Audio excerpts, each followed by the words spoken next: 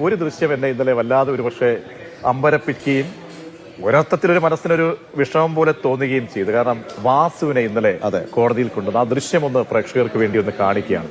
വാസുവിനെ കൊണ്ടുവരുന്ന ദൃശ്യം എന്തായിരുന്നു? ഇന്നലെ കൈവലങ്ങ് വെച്ചുകൊണ്ടാണ് വാസുവിനെ കൊണ്ടുവരുന്നത്. നോക്കൂ, ശബരിമലയുടെ അധിപനായി, ശബരിമലയുടെ സർവശക്തിയുള്ള അധിപനായി നിന്ന ഒരു വ്യക്തിയുടെ നമ്മള് എന്ത് ഭാഷയിലൊരു കാലം കരുതി വെച്ച അനിവാര്യതയാണോ? എങ്ങനെ വിശേഷിപ്പിക്കാൻ കഴിയും? അനന്തൻ എന്ത് തോന്നി ഈ ദൃശ്യം കാണുമ്പോൾ?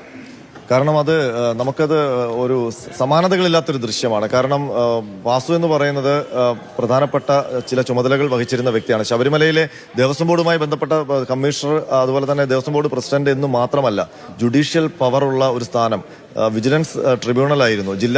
ജില്ലാ ജഡ്ജിയുടെ അധികാരം ഉണ്ടായിരുന്ന ഒരു സ്ഥാനത്തിരുന്ന വ്യക്തിയാണ്. ആ വ്യക്തിയാണ് ഇന്നലെ കയ്യാമം വെക്കപ്പെട്ടുകൊണ്ട് കോടതിക്ക് മുൻപാകെ പോകുന്നത്. മാത്രമല്ല, ഇതിനകത്ത് അന്വേഷണ സംഘം നൽകുന്ന ഒരു സന്ദേശമുണ്ട്. വാസുവിനെ പോലുള്ള സർക്കാരിൽ അതീവ സ്വാധീനമുള്ള ഒരു വ്യക്തിയെ ഞങ്ങൾ ഒരു കുറ്റവാളിയെ പോലെ തന്നെയാണ് കൊണ്ടുപോകുന്നത്. കുറ്റവാളിക്ക് കിട്ടുന്ന ദയാദാക്ഷിണ്യങ്ങൾ മാത്രമേ ഞങ്ങളുടെ പക്കൽ നിന്ന് നിങ്ങൾ പ്രതീക്ഷിക്കേണ്ടതുള്ളൂ എന്ന് ഇനി വരാൻ പോകുന്ന പത്മകുമാർ അടക്കമുള്ള ഉന്നത പ്രതികൾക്കെല്ലാം ഉള്ള സൂചനയാണ് SIT ഇന്നലെ വാസുവിന്റെ കയ്യിൽ വെച്ചിരിക്കുന്നത് കൊണ്ട് തീർച്ചയായിട്ടും ശബരിമല സന്നിധാനത്ത് നിന്ന് സ്വർണ്ണക്കൊള്ള നടത്തിയതുമായി ബന്ധപ്പെട്ട് എന്തെങ്കിലും പങ്കുണ്ടെങ്കിൽ അതിന്റെ ശിക്ഷകൾ കൂടിയാണ് ഇപ്പോൾ SIT നൽകിക്കൊണ്ടിരിക്കുന്നത് വേണം മനസ്സിലാക്കാൻ.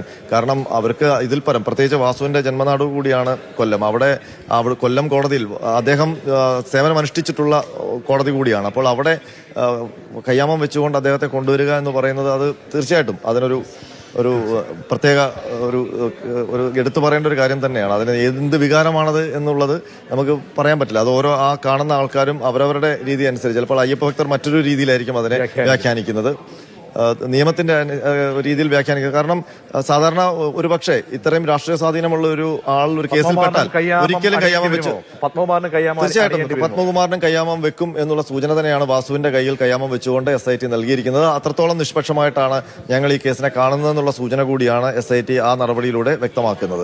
തീർച്ചയായും. അപ്പോൾ സമാനതകളില്ലാത്ത പല കാഴ്ചകളുമാണ് കേരളം കണ്ടുകൊണ്ടിരിക്കുന്നത്.